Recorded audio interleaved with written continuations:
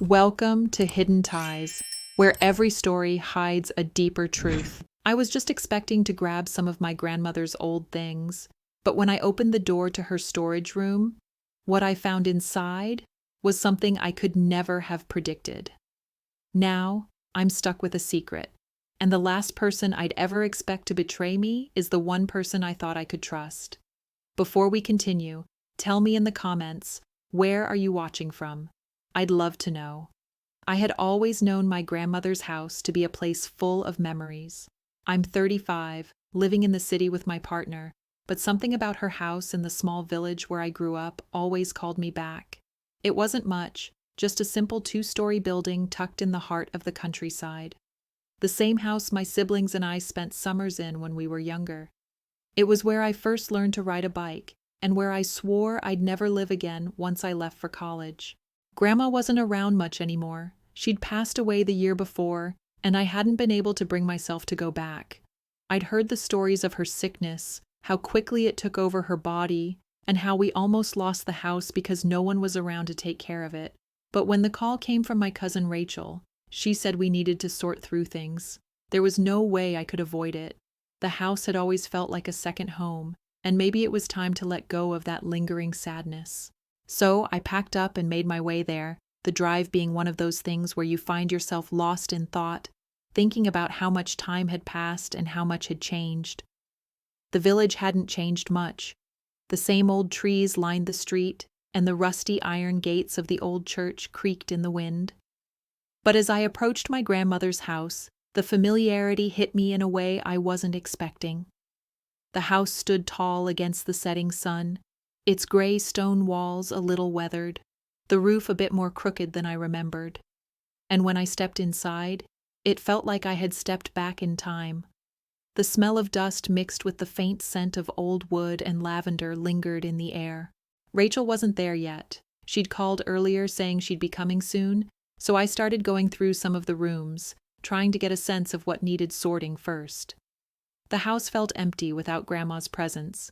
No more clattering of pans or soft humming in the kitchen. It was just me and the memories now. I wandered into the hallway, past the family portraits that lined the walls, my great-grandparents, my parents when they were young, and of course Grandma with that unmistakable smile of hers that always made everything feel like it would be okay. The door to the storage room at the end of the hall stood ajar, and that's when I noticed something odd. It hadn't been opened in a long time. The smell of must lingered heavily on the other side. I hesitated for a moment. My mind tried to tell me it was just an old storage room full of forgotten junk, old furniture, trinkets, and boxes with things long past their usefulness. But there was something about the room, about the way the door was slightly open that made me curious. I stepped forward, pushing it open the rest of the way. The hinges groaned as it swung, and as I crossed the threshold, my heart raced with anticipation, though I couldn't really say why. Then I saw it. The table in the center of the room, covered in dust, with a few familiar items scattered across it. A stack of old photo albums, a dusty lamp. But it wasn't the usual things that made my breath catch in my throat. It was what lay in the corner of the room. A large wooden chest, half covered by a faded sheet. My grandmother's chest. The one she always kept locked. The one she said no one should touch. I walked over to it slowly, my hands trembling. I knew I shouldn't open it. Grandma had always told me it was her most precious possession, something she never wanted anyone to go near. But something tugged at me, urging me to lift the sheet, and with one swift motion, I pulled it off. The chest was old, its wood dark and worn, the metal clasps tarnished with age. I was staring at it for a long time, trying to work up the courage to open it. But before I could make up my mind, I heard footsteps behind me. "You shouldn't be opening that," a voice said from the doorway. I turned around quickly, startled, to see Rachel standing there, arms crossed, looking at me with a frown. "Why not?" I asked, not entirely surprised, but still curious. She had always been the practical one in the family, always sticking to the rules. Rachel stepped into the room, looking uncomfortable. "It's not something you're supposed to see," she muttered, then caught herself. "Forget it. Just don't open it." But I couldn't stop myself. There was something in her tone, something that made my gut twist. She knew something I didn't. And just like that, my curiosity spiked. Rachel's face was tight, her lips pressed in a thin line, like she was trying to hold back something. I didn't know if it was anger or fear or maybe both, but I could feel it, her discomfort radiating from across the room. I glanced back at the chest, my hand still hovering over the latch, the temptation almost overwhelming. "What's inside?" I asked quietly, my voice barely above a whisper. I hadn't meant for it to sound so pleading, but it did. There was something so real in the way Rachel was acting that it made the air between us heavy. Rachel didn't answer at first. She stepped forward and placed her hand gently on the chest, like she was protecting it, like it was something fragile, something that would shatter if anyone else dared to touch it. "Grandma never wanted us to open it," she finally said, her voice soft but firm. "She made me promise, and I promised I'd never tell anyone about it." I felt my pulse quicken. Grandma had always been a little mysterious, but this was a level of secrecy I hadn't expected. Something about Rachel's words didn't sit right with me. "Why?" I asked, trying to mask the frustration bubbling up. "What's so bad that you can't even tell me about it?" Rachel shifted uncomfortably, her gaze darting to the corner, anywhere but at me. "It's not about bad," she said quickly. "It's about respect. We just don't know what's in there. Grandma said we couldn't." She looked back at me, eyes wide, pleading, as if hoping I would just drop it. But I wasn't going to drop it, not after seeing how much this bothered her. I shook my head slowly, determination settling in. "I need to know, Rachel. What if it's important? What if there's something in there that we need to understand? Something we missed?"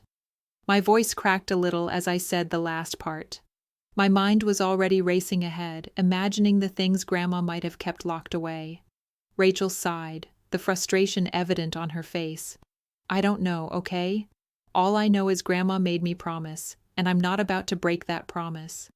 Her voice was harder now, defensive, as though she was trying to convince herself more than she was convincing me. But I wasn't ready to back down. "If you don't tell me," I said slowly, "I'm opening it." Rachel's eyes flickered, her chest rising and falling with each breath. The tension in the room was unbearable, like something was going to snap. I could see the struggle in her face, the tug of war between honoring Grandma's wishes and whatever was urging her to stop me. Finally, she exhaled deeply, a long breath that sounded more like a surrender. "You won't believe me if I tell you," she muttered, almost under her breath. "I don't care. Just tell me."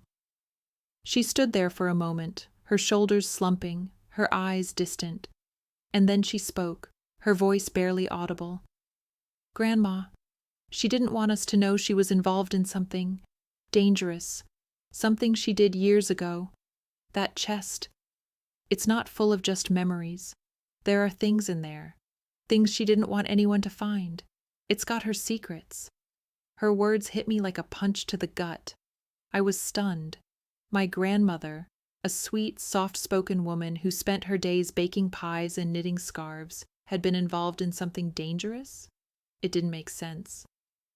"You're telling me Grandma was keeping something dangerous in there?" I asked, my voice trembling slightly. What kind of secrets could she have had? Rachel stepped back, looking torn. "I don't know, okay? But whatever's in that chest, it's better left untouched. Trust me, it's better for both of us if we leave it alone." But I couldn't leave it alone. Something inside me was burning to know more, to understand why Rachel was acting this way, to uncover whatever had been hidden for so long. Without another word, I moved toward the chest. Rachel didn't stop me, but I could feel her eyes on my back, burning with worry. I knelt down in front of the chest, the air thick with anticipation. The latch clicked as I undid it, the sound echoing in the room like a gunshot. I opened the chest slowly, almost hesitantly, my heart racing. The contents were hidden beneath layers of old cloth and yellowing newspaper. I pulled it all aside, revealing a thick, leather-bound book. It was heavy, worn, and had a strange, almost unnatural aura about it. My fingers trembled as I reached for it, but before I could even open the book, my eyes caught something else, something that made my blood run cold.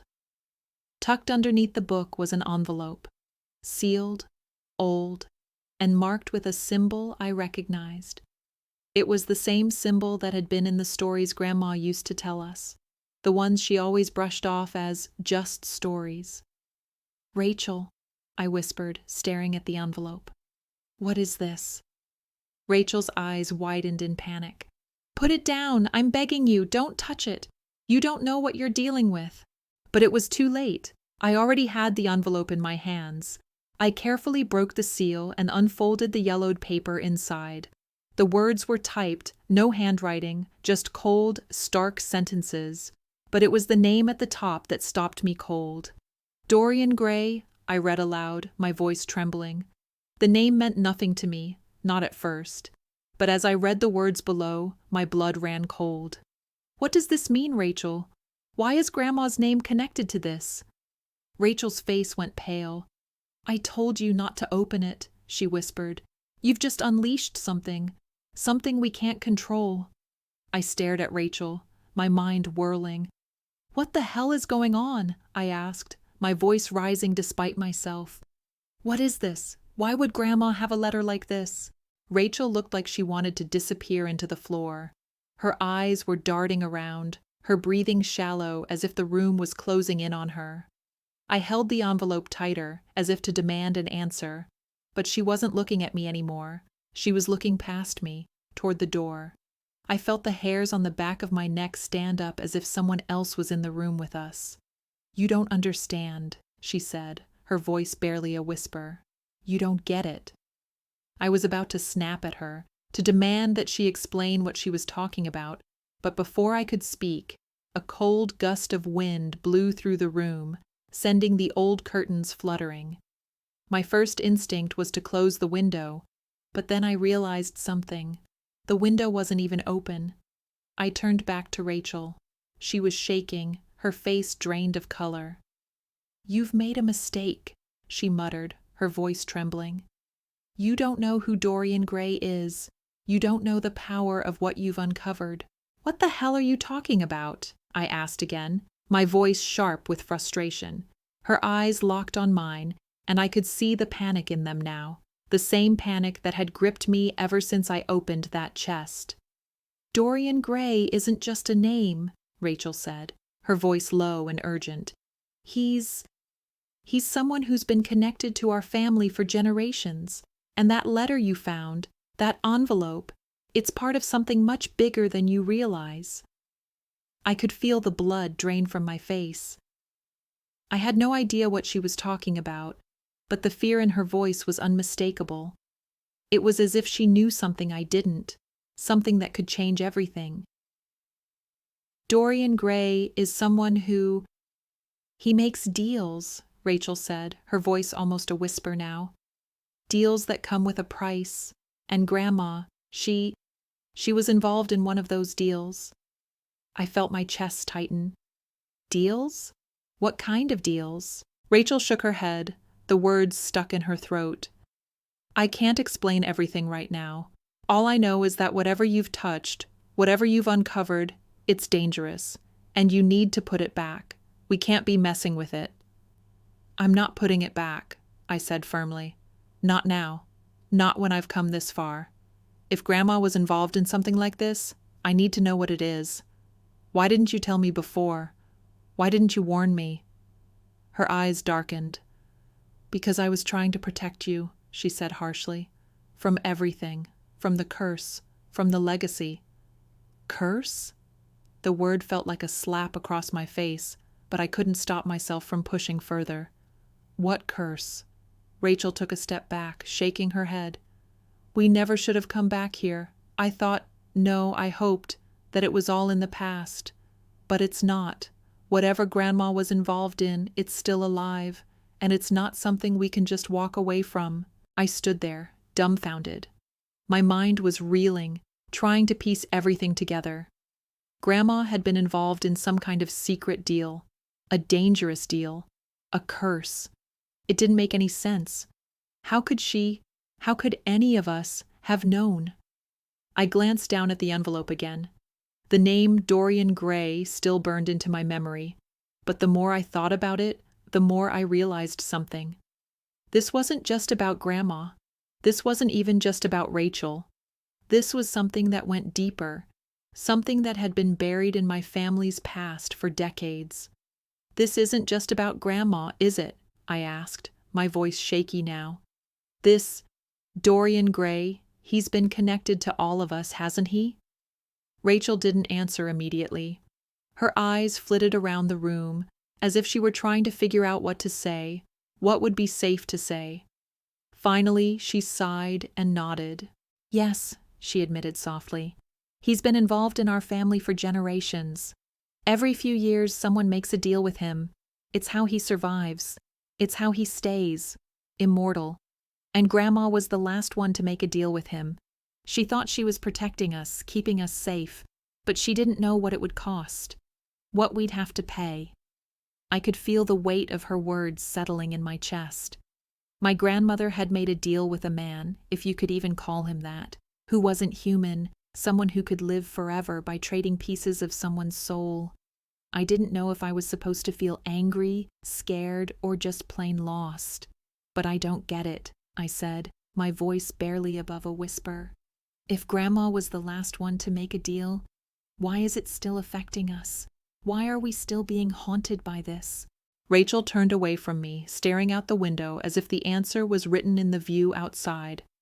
Because Dorian Gray doesn't let go. He never does. He holds on until he gets what he wants, until he gets his payment. And now he's coming for us. The room seemed to close in around me as I processed her words. The cool air that had swept through the room earlier was now replaced by a thick, suffocating heat. I couldn't breathe. I couldn't think. But then, as if on cue, I heard it, the sound of a door creaking open behind me. I turned quickly, my heart in my throat. Standing there in the doorway was a figure I hadn't expected to see, a figure that sent every instinct in my body into overdrive. It was Dorian Gray. I froze. My blood ran ice cold, and I felt like I couldn't move, couldn't even breathe. He stood there, in the doorway, the dim light of the room casting shadows across his face. He was tall, impossibly so, with dark hair that looked like it hadn't been touched by age. His eyes, they were piercing, but not in any way I could describe as human. They seemed too old, too calculating, like they had seen centuries come and go. Rachel stumbled back, her face drained of color, her mouth opening and closing like she was trying to speak, but couldn't form the words. I couldn't speak either. I could only stare at him, Dorian Gray. He took a slow step forward, and I could hear the faint creak of the floorboards beneath his feet. My heart was hammering in my chest, and the fear in the pit of my stomach made me want to run. But I couldn't.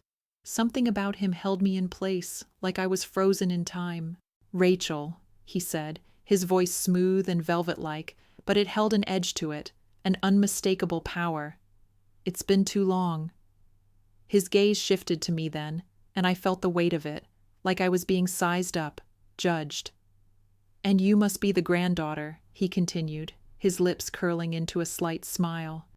The one who decided to open the chest. His voice was soft, but there was a bite to his words. I couldn't look away, couldn't stop myself from feeling like he was reading me, all the way through. Dorian, Rachel choked out, her voice barely audible, full of terror. What are you doing here? Why now? He looked at her, almost like she was an afterthought, before his gaze locked back onto me. I've come for what's mine. The words were simple, but they carried a weight that felt suffocating. I took a small step back, trying to shake the paralysis that had taken over my body. What's yours? I managed to ask, even though every fiber in my being screamed for me to run. but my legs wouldn't obey. "What do you want with us?" Dorian smiled again, but it wasn't kind. It was knowing. "Your grandmother," he said slowly, as if savoring the words, "made a bargain with me many years ago, a bargain that would secure her life and her family's safety. But, as with all such deals, the price must eventually be paid." I glanced at Rachel, whose face was ashen, and it finally hit me. This wasn't just some old family secret. It wasn't just a hidden chest and forgotten letters. This was a real, twisted bargain. A deal that came with a price, one that wasn't paid yet. "Your grandmother had something I wanted," Dorian continued, stepping further into the room, his eyes never leaving me. "But she wasn't foolish. She knew there would be consequences. She knew the last generation would have to pay the debt." Rachel's hands trembled at her sides, and she swallowed hard. "Please, don't do this. She's gone, Dorian. You have no claim over us. The deal is over." He tilted his head slightly, almost in amusement. "Over?" he repeated. "Oh, my dear Rachel, you have so much to learn. A deal like the one your grandmother made isn't something that ends just because the one who made it is gone. The terms are still in effect. The payment is still owed." I felt the weight of his words sink in like stones being dropped into a well. He wasn't here just to talk. He wasn't here for closure. He was here to collect. "Why me?" I finally managed to ask, my voice barely above a whisper. "What do you want with me?" Dorian's eyes flickered with something like amusement, but it wasn't a friendly look. "You're the one who found the chest, aren't you?" he said, his voice lowering to a near growl. "You're the one who opened the door. You're the one who has been chosen to fulfill what's left of the bargain." My blood ran even colder. "Chosen?" I repeated, my mind spinning, trying to process what he was saying. "You mean I'm the one who has to pay?" His smile deepened, like a predator cornering its prey. "You don't have a choice. This is your legacy now. Your grandmother knew that one day someone would come for what was promised. And now, it's your turn." I felt my knees start to buckle, but I refused to let myself fall. I had to stay strong. I had to keep control. Rachel took a step forward, shaking her head in disbelief. "You can't take her," she said, her voice breaking. "You can't have her. The deal was meant for Grandma, not her." Dorian's eyes flashed, a flicker of anger passing through him, but it was gone as quickly as it appeared. He stepped forward again, his presence filling the entire room. "The deal is with the bloodline, Rachel," he said, his voice low and dangerous. "And her blood is the same as your grandmother's. She's the one who opened the door. She's the one who'll close the bargain." The weight of his words pressed down on me like a vice. I couldn't breathe. I couldn't think. My body screamed for me to run, to get away, but the room felt like it was closing in. The walls seemed to press forward, suffocating me. "But," I started, trying to gather my thoughts, trying to form a plan, a way out of this nightmare. "There has to be something we can do. You can't just take me. You can't force me into whatever bargain Grandma made." Dorian tilted his head slightly, his lips curling into a sinister grin. "Oh, but I can," he said softly. "You've already made the choice. You opened the door. You let me in. Now, the price must be paid." And with that, the temperature in the room dropped, the air growing thick with an oppressive cold that made every breath feel like an ice shard piercing my lungs. Dorian stepped closer, his hand outstretched as if he were reaching for me. "It's time." I could feel the weight of his hand. No, it wasn't even a touch, not yet. But it loomed over me like a shadow that would never go away. My heart was racing, my thoughts scattered. I couldn't make sense of any of it. Nothing made sense. "You don't have to do this," I whispered, the words leaving my mouth without any real plan behind them. I wasn't even sure who I was trying to convince, Dorian, Rachel, or myself. Rachel looked up at me, her face pale and strained. She opened her mouth as if to speak, but then closed it again, The words stuck in her throat. Her eyes darted between me and Dorian, and I could see the terror in her face. She was just as trapped as I was. And in that moment, I realized something. The only way out was to confront whatever this nightmare was, to understand what it meant to be chosen. But how could I? How could anyone? Dorian's voice broke the silence. I understand that this is difficult for you, the weight of it, but it is simply the way things must be. He said it with such finality, his tone calm and almost sad. Your grandmother did not get to decide how things would end. The terms of the bargain were clear. She accepted what she thought was the price of her safety, of your safety. But there's always more to pay than we think. I shook my head. No, you're wrong. There has to be another way. We can end this. We can figure something out.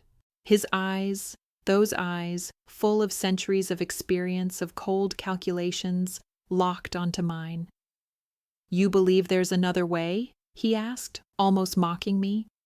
What you're failing to understand is that there was no other way. Your grandmother was fully aware of what she was offering when she made the deal. You think you have a choice now because you don't understand the depth of it, but you do not. I took a step back. What do you mean? What's the price? What's my price? He smiled, but it wasn't kind. Your soul, he said softly. That's the price we all pay in the end.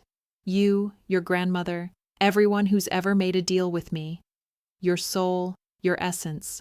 A price for the promise of immortality, of safety. A promise that's never kept, of course, but it's always paid. I felt the room spinning, as if the floor beneath me was tilting sideways. My head was reeling.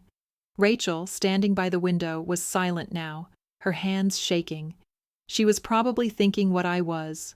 What the hell had we gotten ourselves into? You can't take my soul, I whispered, feeling more like a scared child than an adult with any control. I won't let you. Dorian's smile only widened, but his eyes remained cold, calculating. I don't need you to let me. It was already given.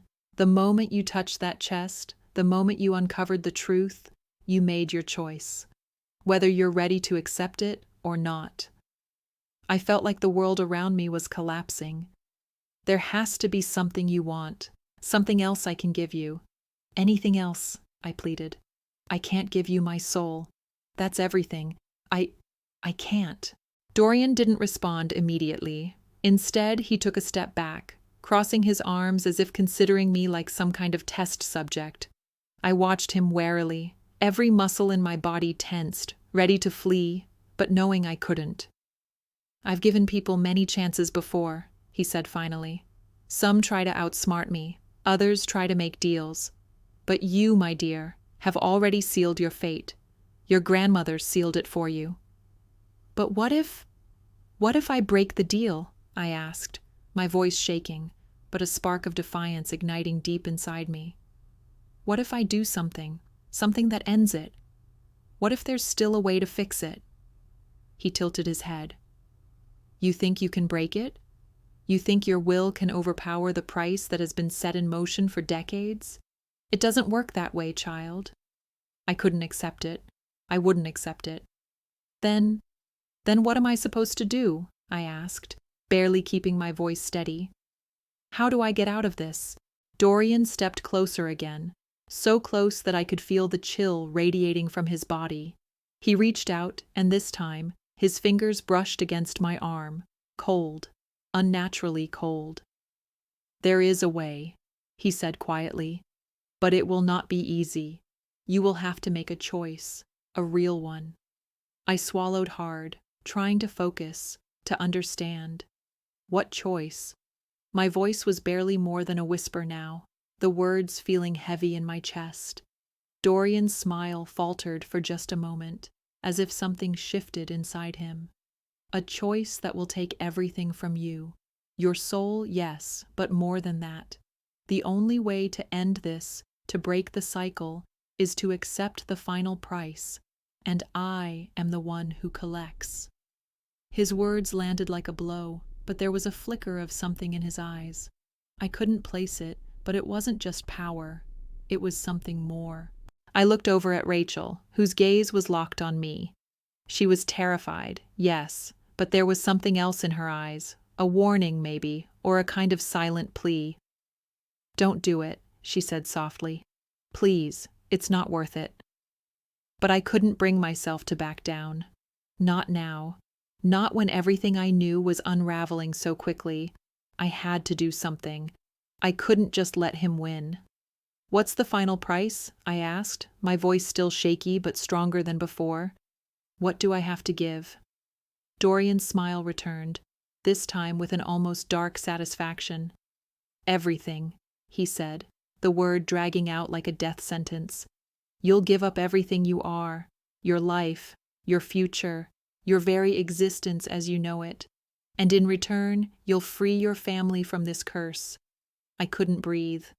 "Everything," he nodded slowly. "But there is one thing you must know, dear.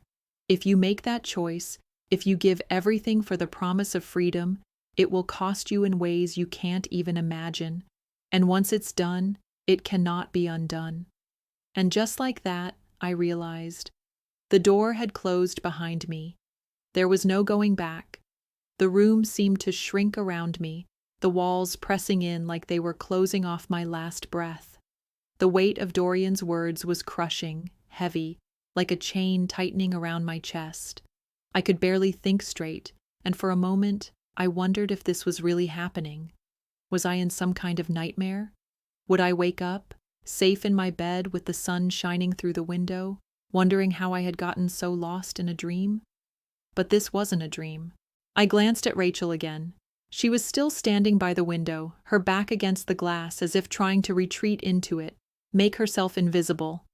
Her face was pale, her lips pressed tightly together. She hadn't said a word since Dorian's revelation, and I knew she was waiting, holding her breath for whatever would come next. She couldn't be a part of this. She couldn't be wrapped up in whatever twisted legacy this man, this thing, had claimed for himself. But this wasn't about her anymore. It was about me, the final price. What did it mean? What was I supposed to give? My life? My soul? I stood frozen, looking at Dorian, who had taken a step back now. His dark eyes, so cold, so calculating, never left mine. There was no mercy there, no kindness, just a promise of something that felt like a fate I couldn't avoid. "I don't know if I can do it," I finally whispered. My voice cracked, like it was breaking apart with every word I spoke. "I don't know if I can give everything." His smile returned, slow and predatory. "That's why the price is always so steep. People think they can cheat their way out of it, but in the end, the cost is always more than they're willing to pay." I wanted to shout, to fight back, to tell him I wasn't his to take. But it felt pointless. This wasn't some villain from a storybook. This wasn't some fairy tale where good could always triumph over evil. This was real. And in this real world, choices had consequences. And there was only one choice left: accept the bargain or face whatever came next. The thought terrified me, but I couldn't sit still. I couldn't let this be the end. I couldn't let Dorian win. Suddenly, something in me shifted. A quiet resolve settled in my chest. I had been fighting this whole time, trying to outrun fate, but now I understood. There was no outrunning it. It wasn't just about me anymore. It was about breaking the curse for good. "Okay," I said, my voice much steadier than I expected. "What do I have to do?" Dorian didn't answer immediately. He stepped closer to me, his presence overpowering, his shadow stretching across the floor like it could swallow me whole. "You have to let go," he said finally, his voice almost sympathetic now. "You have to surrender everything you've ever known. Your past, your future, your memories, your identity, everything you hold dear." I felt a tremor run through me, but I kept my eyes locked on his. And then what? Then the curse will be lifted. Your family, your bloodline will be free. You'll never have to worry about what lies behind that door again. His words were calm, but they felt like they were tearing into my soul. Free? Free of what? Free of him? Or free of everything I had ever known? I felt Rachel's presence behind me. I turned slightly, just enough to see her reflection in the glass. Her face was full of sorrow, of a kind of quiet understanding. She knew what this meant. She knew the sacrifice I was about to make, even if she didn't want to say it out loud. I can't lose myself, I whispered to her. I can't lose who I am. Her eyes locked onto mine in the reflection. But is it worth it? Letting him take everything for freedom? I swallowed hard, the weight of the decision pressing down on me again.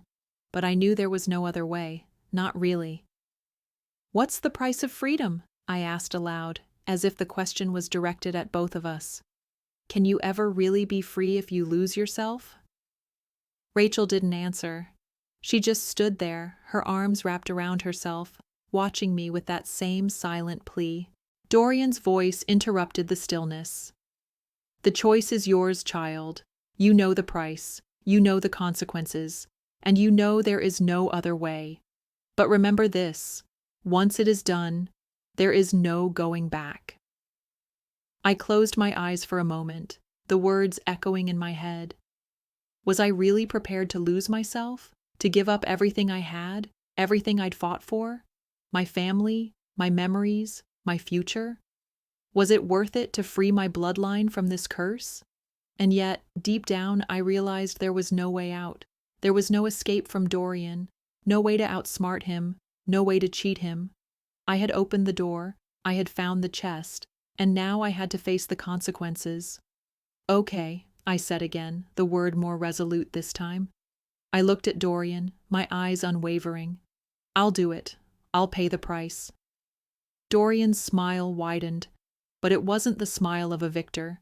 It was something darker, something ancient. You understand then, he said, his voice low and soft. This is the end of your old self, the beginning of something new, something that will leave you changed. I closed my eyes and nodded. This was it. There was no going back. Dorian reached out, his cold fingers grazing my skin once more. It's done, he murmured. And just like that, I felt it. The emptiness, the cold, the sudden weightlessness of my existence. I could feel the memories slipping away, the moments of my life falling into shadow, fading. But I didn't fight it. I couldn't. Because I knew deep down that freedom would come with a price. And I had paid it. I had broken the curse. But in doing so, I had lost myself. The room around me started to blur. The last thing I heard before everything went dark was Dorian's voice, soft and satisfied. It's over now.